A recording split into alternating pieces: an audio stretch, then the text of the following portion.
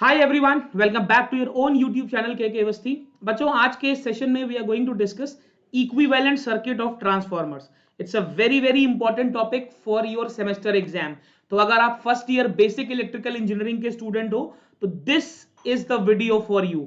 इस वीडियो में हम नो लोड पर आइडियल ट्रांसफार्मर और प्रैक्टिकल ट्रांसफार्मर दोनों को एनालाइज करेंगे along with the phasor diagram, and yes, concluding part of the session will help you understand the equivalent circuit of the transformer. And yes, इस session में हम transformer losses का भी basic introduction देखेंगे, because हमारे equivalent circuit में we have to incorporate the loss elements. ठीक है ना। बाकी ट्रांसफॉर्मर लॉसेस पर आपको एक सेपरेट वीडियो भी मिलेगा। तो चलो फटाफट से लेक्चर को स्टार्ट करते हैं। चलो, सबसे पहले आपकी स्क्रीन पर आपको दिख रहा है, this is a basic transformer circuit, right. Very clear. This is input side, output side, primary winding, secondary winding. मैंने आपको बोला था प्राइमरी वाइंडिंग को हम लो वोल्टेज वाइंडिंग बोलते हैं, सेकेंडरी वाइंडिंग को हम हाई वोल्टेज वाइंडिंग बोलते हैं अगर ये स्टेप अप ट्रांसफॉर्मर है। और नंबर ऑफ टर्न से आपको दिख रहा है N1 is less than N2, या आप कह सकते हो NP is less than NS। तो ये एक स्टेप अप ट्रांसफॉर्मर है। अब बच्चों, अगर हमें ट्रांसफॉर्मर का इक्विवेलेंट सर्किट बनाना है तो ट्रांसफॉर्मर के लॉसेस के बारे में जानना बहुत जरूरी है। विदाउट अंडरस्टैंडिंग द लॉसेस हम ट्रांसफॉर्मर का इक्विवेलेंट सर्किट नहीं बना सकते। अब बच्चों, अगर लॉसेस की बात करूं, दिस इनपुट पावर सप्लाई या प्राइमरी वाइंडिंग में अपना कुछ रेजिस्टेंस होगा, right. Every coil has a resistance and every coil has a reactance as well, right. तो रेजिस्टेंस अब मैं प्राइमरी का R1 बोल दूं, रिएक्टेंस में X1 बोल सकता हूं। ऐसे ही सेकेंडरी साइड पे मेरे पास R2 होगा और X2 होगा। नाउ अगर मैं एक AC वोल्टेज V1 अप्लाई करूं इनपुट पर, जिसकी वजह से करंट फ्लो कर रहा है I1। Now because of Faraday's laws of electromagnetic induction, इस V1 की वजह से यहां पर एक EMF इंड्यूस होगा E1 एंड एक फ्लक्स सेटअप हो गया phi m। ये हम प्रिंसिपल में देख चुके हैं। The same flux is linked with secondary, जिसकी वजह से सेकेंडरी में एक और EMF आ गया E2। अब जरा ध्यान दीजिएगा, सेकेंडरी का EMF E2 is induced because of E1। E1 और E2 सेम फ्लक्स शेयर कर रहे हैं, ठीक है ना। E1 और E2 सेम फ्लक्स शेयर कर रहे हैं और E2 की वजह से अगर मैंने यहां पर लोड लगा दिया है तो वोल्टेज V2 और करंट I2। अगर ट्रांसफॉर्मर लोडेड है तो ऐसा ही होगा, ठीक। ये बात बिल्कुल क्लियर है। अगर मैं बोल दूं my transformer is at no load condition, मतलब मैंने आउटपुट पर कोई लोड नहीं लगाया। अगर मैंने आउटपुट पर कोई लोड नहीं लगाया तो I2 का वैल्यू 0 हो जाएगा। It's basic circuit analysis, right. Now आप बोलोगे कि सर ये सब चीजें आप अभी क्यों बता रहे हो, because will be using these concepts. हम आज के लेक्चर में ये सारे कॉन्सेप्ट यूज करेंगे। अब अगर मैं लॉसेस की बात करूं तो बच्चों, हमने ऑलरेडी देखा हुआ है कि यहां पर लीकेज फ्लक्स बन जाता है, राइट। प्राइमरी का लीकेज फ्लक्स अलग बनता है, सेकेंडरी का लीकेज फ्लक्स अलग बनता है। इस फ्लक्स को अकाउंट करने के लिए ही हम रिएक्टेंस लगाते हैं प्राइमरी में और सेकेंडरी में, राइट। जो करंट वाले लॉसेस हैं उनके लिए हम रेजिस्टेंस लगाते हैं प्राइमरी एंड सेकेंडरी में। देखो बच्चों, अगर किसी सर्किट में लॉस हो रहा है तो लॉस एक इंपीडेंस के अक्रॉस ही होगा। तो जो करंट वाले लॉसेस हैं वो रेजिस्टर के अक्रॉस होंगे, जो मैग्नेटिज्म वाले लॉसेस हैं वो रिएक्टेंस के अक्रॉस होंगे, राइट। इसीलिए मैं इनपुट वाइंडिंग में भी रेजिस्टेंस और रिएक्टेंस बना रहा हूं और आउटपुट वाइंडिंग में भी बच्चों रेजिस्टेंस और रिएक्टेंस बना रहा हूं। इज दैट वेरी क्लियर, ठीक।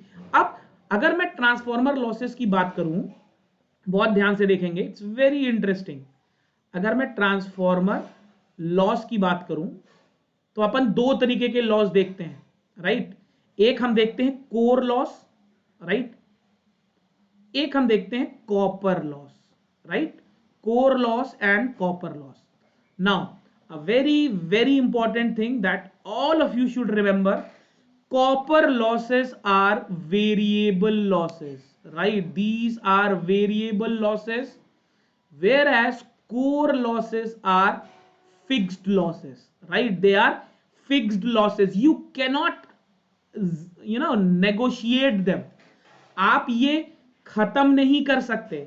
हाँ, कॉपर लॉस आप वेरिएट करा सकते हो क्योंकि ये करंट पे डिपेंड कर रहे हैं. तो अगर आप करंट का वैल्यू चेंज करोगे, थोड़ा मैनिपुलेशन करोगे, तो आप कॉपर लॉसेस को कंपनसेट कर सकते हो, राइट? रीजन बेसिकली क्या है, आपका जो कोर लॉस होता है ना बच्चों, core loss, this is more of a constructional loss. ये कंस्ट्रक्शन, इसको हम कंस्ट्रक्शनल लॉसेस भी बोलते हैं क्योंकि ये ट्रांसफॉर्मर के कंस्ट्रक्शन पे डिपेंड करता है, राइट? आपने कोर में कौन सा मटेरियल यूज किया है, ये डिसाइड करेगा कोर लॉस, राइट? अच्छा, कोर लॉस दो तरीके के होते हैं, हम ऑलरेडी देख चुके हैं. एक होता है मेरा hysteresis loss, one is my hysteresis loss, and the other one is my eddy current loss. दोनों ही हम पुराने सेशन में डिस्कस कर चुके हैं. तो जो ये सेशन पहली बार देख रहे हो वो प्लीज पुराना लेक्चर देखो, आपको दोनों लॉसेस पता चल जाएंगे. बाकी मैथमेटिकल एनालिसिस हम आगे डिटेल में करेंगे, राइट? हिस्टीरेसिस लॉस क्या है? जब मैं बार बार मैग्नेटाइज और डीमैग्नेटाइज करता हूं, उसकी वजह से जो लॉस होते हैं, दैट आर हिस्टीरेसिस लॉस. और अगर मेरे को हिस्टीरेसिस लॉस को कंपनसेट करना है तो मुझे ये बीएच कर्व की विड्थ को कम करना पड़ेगा. अगर मैं बीएच कर्व की विड्थ कम कर दूंगा तो हिस्टीरेसिस लॉसेस कम से कम होंगे. और एडी करंट लॉसेस क्या है? Eddy current losses are surface losses. इसको मैंने आपको बताया था, भंवर धाराएं, मतलब ट्रांसफॉर्मर के सरफेस पे ऐसे राउंड भंवर के शेप में, एडीज के शेप में कुछ अनवांटेड करंट कंपोनेंट्स इंड्यूस हो जाते हैं. दो current components account for eddy current losses, right? एक चीज और ध्यान देखिएगा, मेरा जो हिस्टीरेसिस लॉस है that is directly proportional to frequency and eddy current loss is directly proportional to frequency का स्क्वायर. दैट मींस मेरे जो कोर लॉस है, कोर लॉस, क्या मैं बोल सकता हूं ये फ्रीक्वेंसी डिपेंडेंट है, right? My core losses are frequency dependent. दोनों ही फ्रीक्वेंसी पे डिपेंड कर रहे हैं. Is that very very clear? Fine. अब आप बोलोगे कि सर कंस्ट्रक्शनल लॉसेस कैसे अकाउंट करते हैं? देखो, हिस्टीरेसिस लॉस डिपेंड करता है मैंने कोर में मैग्नेटिक मटेरियल कौन सा यूज किया है, राइट? हिस्टीरेसिस लॉस डिपेंड करता है मैंने कोर में कौन सा मटेरियल यूज किया है. कभी कभी हम अलॉय बनाकर ये काम करते हैं, जबकि एडी करंट टेक्निकली मेरे फिजिकल प्रॉपर्टी पर बेस्ड है, फिजिकल प्रॉपर्टी पे, जबकि हिस्टीरेसिस लॉस केमिकल प्रॉपर्टी पे बेस्ड है. It has nothing to do with any physical thing. ये प्योर कोर के कॉम्पोजिशन पर डिपेंड करता है. तो इसीलिए आपको मालूम है we prefer ferromagnetic material, right? Ferromagnetic materials. क्यों? क्योंकि they have high retentivity, okay? High retentivity and minimum losses. ठीक, तो लॉसेस वाला पार्ट है. अब दूसरा लॉस हमारा था कॉपर लॉस. कॉपर लॉस को अपन बोलते हैं, let me just change the pen. Copper loss को हम बोलते हैं आई स्क्वायर आर लॉसेस.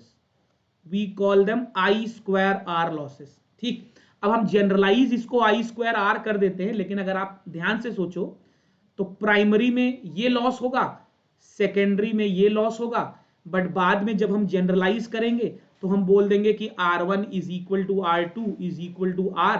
मतलब हम प्राइमरी का रेजिस्टेंस और सेकेंडरी का रेजिस्टेंस सेम ही मान लेते हैं बाद में, लेटर ऑन जब हम इक्विवेलेंट सर्किट बनाएंगे. सो मैंने पहले ही उसको कंपनसेट करके आपको बोल दिया that these are I square R losses. अब ये हो क्यों रहे हैं बच्चों? देखो, ये आपका ट्रांसफॉर्मर है,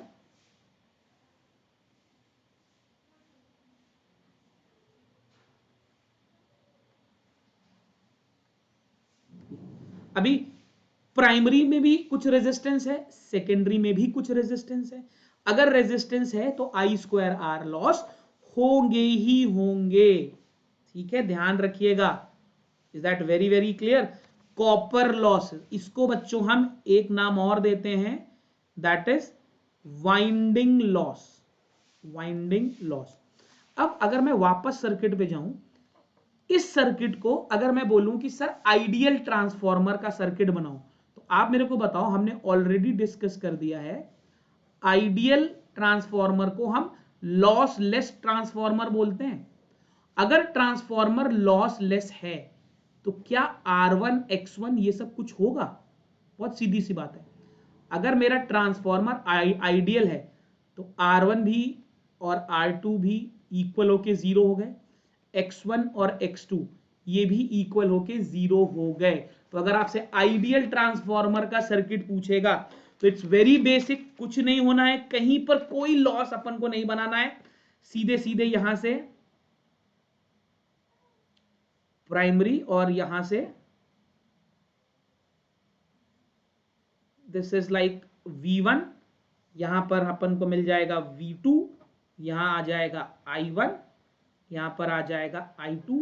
और एक चीज और, अगर ट्रांसफॉर्मर आइडियल है तो V1 should be equal to E1, equal and opposite, right, and V2 should be equal and opposite to V2। अब ये इक्वल एंड ऑपोजिट का मतलब आप समझ रहे हो, हमने लेंज लॉ में डिस्कस कर लिया था। यहां पे प्राइमरी में number of turns N1, secondary में नंबर ऑफ टर्न्स M2, और बच्चों जो फ्लक्स लिंक कर रहा है, जो फ्लक्स लिंक कर रहा है दोनों को, उसको हम phi m बोल रहे हैं। ठीक, अब अगर मैं आपको बोलूं कि आइडियल ट्रांसफॉर्मर का फेजर डायग्राम बनाओ, तो मेरे को बताओ पूरे ट्रांसफॉर्मर एक्शन का बेस क्या है?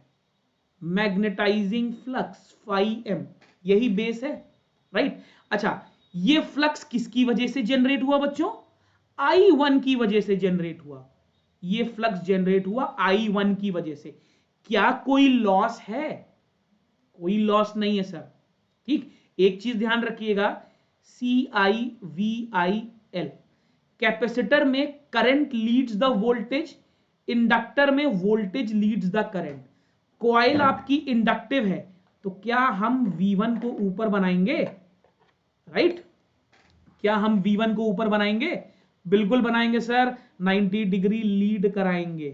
ठीक, अगर V1 ऊपर है तो बाई लेंज लॉ V1 की वजह से, by Faraday's laws of electromagnetic induction, V1 की वजह से E1 आया है और उसको अपोज कर रहा है। तो अगर मैंने V1 ऊपर बनाया है तो हम E1 नीचे बनाएंगे, राइट। अच्छा, E1 की वजह से ही E2 आया है, मैंने अभी आपको बताया, सेम फ्लक्स है जो E1 E2 को रिलेट कर रहा है, तो E1 की वजह से में ही मैंने E2 बना दिया। अब आप बोलोगे कि सर आपने E2 का जो लेंथ है वो ज्यादा क्यों बनाया? बहुत से बच्चे पूछते हैं E1 का लेंथ ज्यादा हो सकता था, तो मैंने आपको शुरू में ही बता रखा है कि मैंने N2 ग्रेटर देन N1 मान रखा है। आप ट्रांसफॉर्मर का पहला सर्किट देखो, आपको क्लियरली यहां पर N2 ग्रेटर देन N1 दिख रहा है। स्टेप अप ट्रांसफॉर्मर है, तो अगर स्टेप अप ट्रांसफॉर्मर है बच्चों, तो E2 का वैल्यू तो E1 से बड़ा ही होगा। Is that very very clear? तो आपको आइडियल या लॉसलेस ट्रांसफॉर्मर का बेसिक सर्किट समझ में आ गया। अब हम, अच्छा ये नो लोड पे है, ध्यान रखिएगा, नो लोड पर I2 को जीरो कर रहे हैं। अब हम आते हैं equivalent circuit.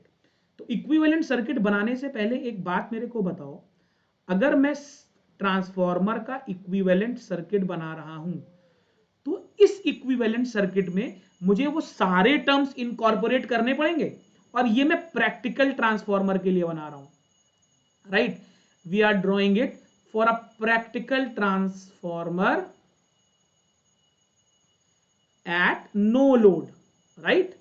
We are drawing it for a practical transformer at no load. तो सबसे पहली चीज जो ट्रांसफॉर्मर में है, इनपुट वाइंडिंग का रेजिस्टेंस है ना? तो इनपुट वाइंडिंग का रेजिस्टेंस बना देते हैं R1। ठीक, इनपुट वाइंडिंग का रिएक्टेंस भी है, तो इनपुट वाइंडिंग का रिएक्टेंस भी बना देते हैं सर X1, राइट। अब यहां पर एक नया कॉन्सेप्ट आएगा, आपको ध्यान से समझना पड़ेगा। मेरा जो इनपुट करंट था बच्चों, इनपुट करंट के दो कंपोनेंट होंगे। Input current will have two components. कौन कौन से कंपोनेंट होंगे? एक तो मेरा होगा मैग्नेटाइजिंग करंट। देखो हम इनपुट करंट से कर क्या रहे हैं, हम कोर को मैग्नेटाइज कर रहे हैं, राइट। ये जो φm फ्लक्स आ रहा है ये कोर को मैग्नेटाइज करने के लिए यूज हो रहा है। भाई यही φm तो मेरा वर्किंग यूजफुल फ्लक्स है। बट क्या केवल φm ही है यहां पर? ऐसा तो नहीं है, केवल एक ही फ्लक्स तो नहीं है, केवल करंट का एक ही कंपोनेंट तो है नहीं। करंट की वजह से लॉसेस भी तो हो रहे हैं। कौन कौन से लॉसेस हो रहे हैं अब आपको समझ में आ जाएगा कि सर ने लॉसेस क्यों पढ़ाया।